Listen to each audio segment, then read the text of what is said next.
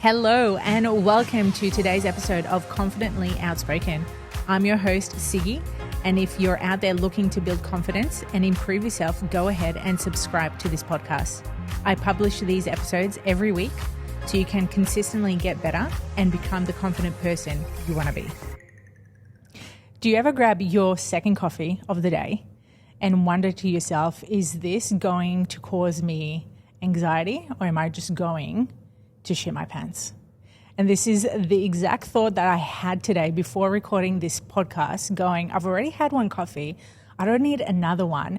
But my mind's like, yes, you need the fucking boost. Well, thankfully, I have not shat my pants. I'm sitting right here in front of you talking, and I am starting this conversation because too often we have these thoughts in our heads of holding ourselves back from pursuing what we want to do. And hence, this happens because you are human. You are completely normal to have these thoughts. However, what's very common is the thoughts and the stories that we have in our heads hold us back. And for so long, I had these fears against putting myself out there due to my looks, to my weirdness, to my uniqueness, because I was constantly comparing myself to other people. And this is so common amongst women my age and even younger, from the age of teens, especially with social media now. I see this so common that we're constantly wanting more, pursuing more goals, doing more things. But when do we actually sit back and enjoy the small moments of what we've achieved? Like, how often do you give yourself credit of sitting back and going, holy fuck, I've literally achieved every goal I wanted to pursue over the last 5 years.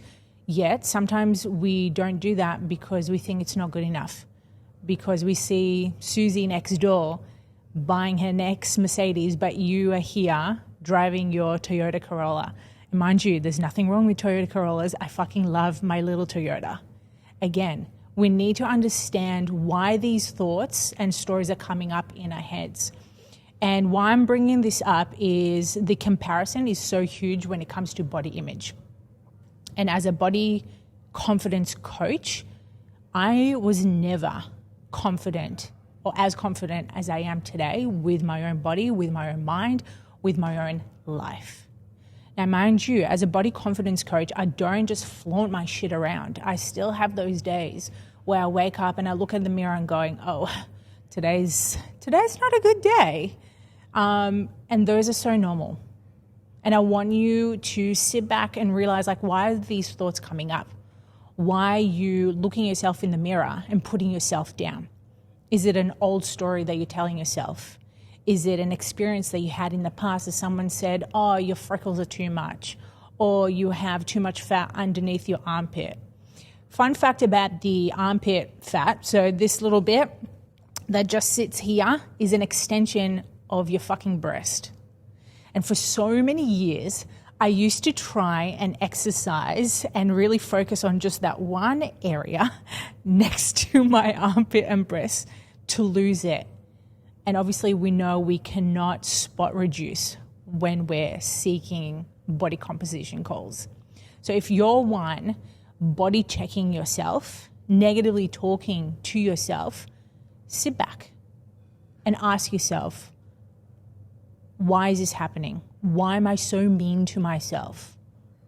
How can you give yourself a little bit more love? Negative body beliefs don't come out of nowhere, as I mentioned before. These are from previous experiences that we've had. And the two common reasons that happen through these negative beliefs is obviously the negative impact that you have amongst your experiences. So whether it's like from your childhood, from your guardians, your parents, maybe they told you weren't good enough, or you have to wear that dress to look ladylike, like what the fuck does ladylike mean? And then you're in high school and you might be a little bit bigger compared to the other girls at school. So you're trying to make yourself as small as possible. And then you're at uni and you're trying to fit in with a new crew. And then you find a new job and you're working 9 to 5, or it's like working in corporate. Do you notice all these scenarios? These all make up your experiences through life. This is why we hold ourselves back so often. This is why, well, this may be the reason why you're also so mean to yourself, because you've never actually sat back and go, I'm actually good enough. Do you feel as if you're good enough?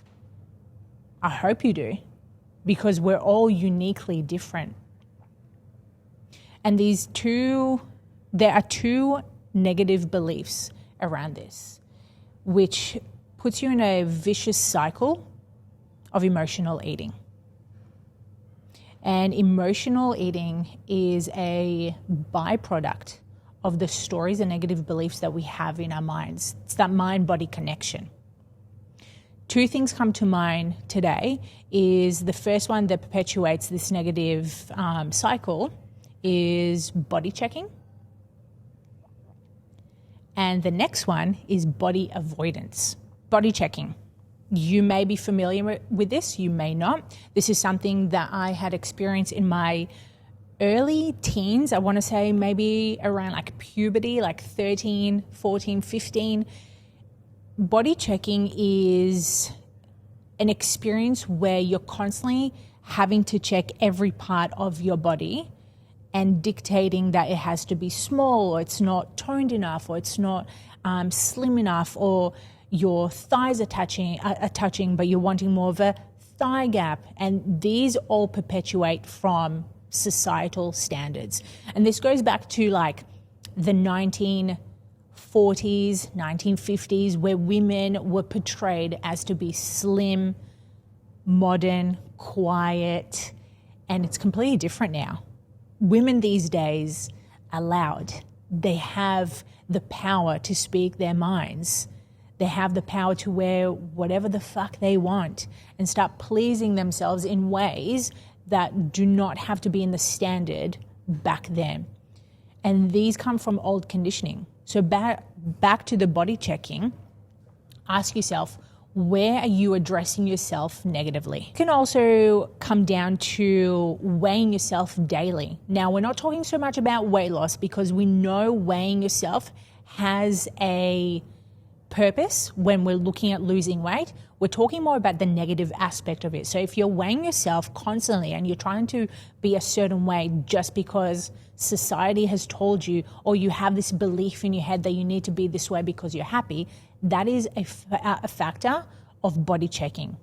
So it's looking, okay, like, why am I weighing myself? Why am I needing to be this type of weight? Ones are also comparing yourself to other people. You want to be thinner just like them. You want to have a certain look like them. You may dye your hair blonde. Fun fact, I used to be a blonde. Yes, let's picture that for a moment. Siggy, blonde hair, dark features. I swear, I remember that phase was so fucking weird. I was literally trying to validate to people about how good looking or how I wanted to be accepted with this friendship of groups, because to be honest, most of them were all blondes and I felt kind of like an outcast. Like literally just sit back. And now I'm laughing about it going, why did I dye it blonde? And I swear I remember getting it done. And you know when you go to the hairdresser and you're like all excited, you get your hair done, you cut, you blow, and then the hairdresser turns around and they're like, do you like it? And you just sit there quietly, you're like, I love it. And then you go home and you fucking cry yourself to sleep because you absolutely hate it. That was me with blonde fucking hair. I probably lasted a week with it. My friends at the time were fucking liars. They told me that their blonde hair suited me. Never believe people who tell you that blonde looks good on you when you should not be dyeing your hair blonde. My God. So we need to obviously understand why we taking these certain approaches around body checking. So as I mentioned, why are you weighing yourself daily? Why are you constantly comparing yourself to others? Why are you trying to get validation from other people? Because at the end of the day, the only validation you need is from yourself. So where is this lack of confidence coming from? And this is going to be really uncomfortable. This is a conversation that many women do not want to face, and unfortunately don't face till they leave Earth, because it's such a hard talk to have with yourself. And you know what? The hard truths do hurt, but you get so many valuable lessons from them. Like, look at me right now. So many lessons over the last 2 decades of being an emotional eater, of hating myself, of trying to get validation from other people. And here I am trying to help you right now, because I know you have the power within yourself to make that change positively. No, it's not going to be an overnight success, but over time you're going to get so much better by knowing exactly who you are to the core. Body checking behavior is assessing how your clothes fit on you. Now, we know to a degree we want the clothes to fit, comfortable in us. However, the negative impact of body checking and you assessing your clothes is when you're trying to fit your clothes and not letting the clothes fit you. This morning when I was getting dressed to come and record this podcast, I have these beautiful cargo green colored pants from Seed. I swear they've been sitting in my wardrobe for like the past 10 years. 10 fucking years. Why are they still in my cupboard? I was just like, let's give it a go. Let's see if these fucking fit. Guess what? It didn't even go over my quad. 2 thoughts came to my mind. Oh my God, you do not fit into these clothes anymore. You're a fat bitch. Whoa, that is fucking harsh, Siggy. Took that back and I was just like, hey, it's been 10 years since I've worn these pants. I've changed. My body is changing. So you can see how one narrative can impact you so negatively that will push you further away from the confidence that you're wanting to build, from that strong self-worth that you desire, where the next thought process, and again, it comes with awareness, is being kind to yourself, going, I've had these pants for 10 years, makes kind of sense why these don't fit me, because I'm not the woman who I was 10 years ago. I'm completely different. And what did I do? I got dressed again and placed more comfortable pants so I can sit here, cross my legs, and not worry about not being able to breathe through this episode while I'm talking to you. Again, the body checking side of things is so common. And if you're in this phase right now in life, I want you to give yourself a little bit of compassion. And I hope you can start reflecting back, going, why are these behaviors dictating how you feel about yourself? If your goal is to step away from body checking, build more of a positive mindset around your body, around your mindset, around life, around relationships, friendships, whatever it is, we need to start looking within. And there's a few things that have helped me along the way that I am positive that they may help you. And if not, they're not. But take what resonates and leave what doesn't. And this is what I tell everyone, because sometimes you could listen to me talking about one thing, but then it won't even resonate with you. And that's totally fine. Or you may be hearing this, or you've heard it from someone else, which is always good. It's reaffirming what you're needing to learn. Most common way for us to start building more of a positive relationship with ourselves and with our bodies is to limit social media. Yep, I have to be the bearer of bad news, but social media is what's hurting your body image. And I want you to reflect on why is it that you use social media. I use it because it's a business model for myself, and I connect with other people on it, whether it's friends, business owners, other coaches, whatever it is. But why are you on it? Why are you scrolling 2.5 hours a day or more on the app? Is it to get validation from other people? Is it to get inspiration? Where's the inspiration coming from? Is it fitness influencers? Is it models? Is it celebrities? You have to have this common understanding. If social media is affecting you negatively, we need to cut it a little bit. Instead of those 2.5 hours, how about we reduce it to 30 minutes? And you will notice how much time you have more to do the shit that you actually want to be doing. Because it's very too easy to get stuck into that doom scrolling. Like, I've been there, done that. But having that self-awareness of knowing, hey, this is not serving me, I need to make a change, you need to choose to create that change. So social media, number 1. 2 is checking in what sources and people you're around. Your environment is so important, which affects your body image. So if you're around a community of people who are constantly addressing you just because of the way you look, I think it's also a good time to have a look of, are these people serving you a purpose, or are they making you reflect about yourself a little bit more negatively? Because my group of friendships, or even colleagues or people that I get involved with, have nothing to do about the way we look or what we do for work. It's genuinely talking about stuff that elevates our mindset. We talk about growth topics, deep conversations about life, about goals, about pursuing whatever it is that we have in mind. So have in mind, why is this happening? Is it your environment? Is it social media? It could be literally anything that pops to your mind right now. And my last thing for you to take away from today, an experiment, is something that I have put together for myself, and my clients do this as well. It is called my body checking up and down experiment. You may have heard of this, you may have not.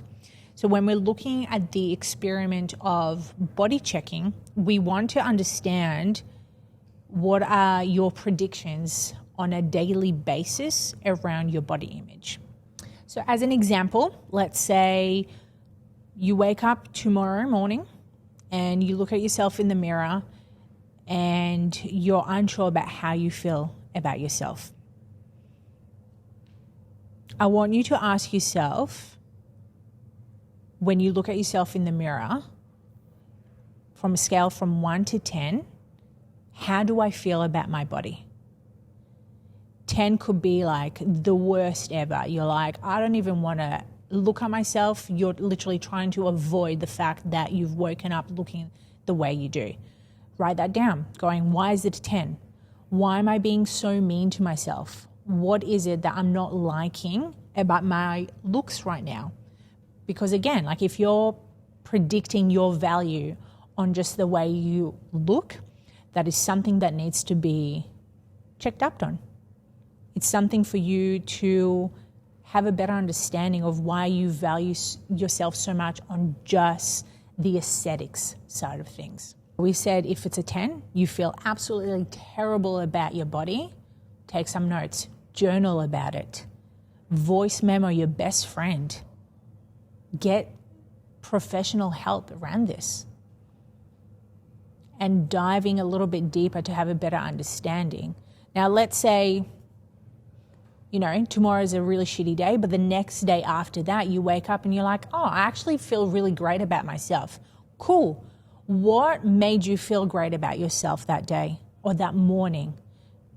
Is it the way you woke up? Is it because you got quality sleep? Is it because you had breakfast? Like all these different habits and rituals that you do on a daily basis can be a byproduct of the way you feel about yourself. The most common one thing I see is when we're coming towards our menstrual cycle. In that second half of the luteal phase, you usually, obviously, we notice a decline in our hormones, mainly in estrogen, and we start feeling a little bit down about ourselves, which makes sense because estrogen helps us with energy. It helps us feel good. So if we have this decline of hormones, we need to factor that in, that we may be a little bit mean to ourselves compared to the first half of your cycle where you're just like, let's fucking go. I want to punch walls. Like you feel like on top of the world. This is how you're going to start to be able to build more self-awareness and break free from this body checking. And last but not least, if you notice yourself getting stuck in this body checking, in this negative mindset, I want you to congratulate yourself. Yeah, that's right. I want you to congratulate yourself for having the awareness and noticing this self-criticism that comes up in your mind when you look at yourself, because that is the first step for you making a change for your next future self. This is the way you're going to be able to redirect your attention back to the present moment and to help your future self. So that's what I got for you today. If you loved today's episode, please share it on Instagram stories and tag me at Sig Fisher, SIGFISHER. And with that, I'm going to leave you with the wisdom to become more confidently outspoken every day.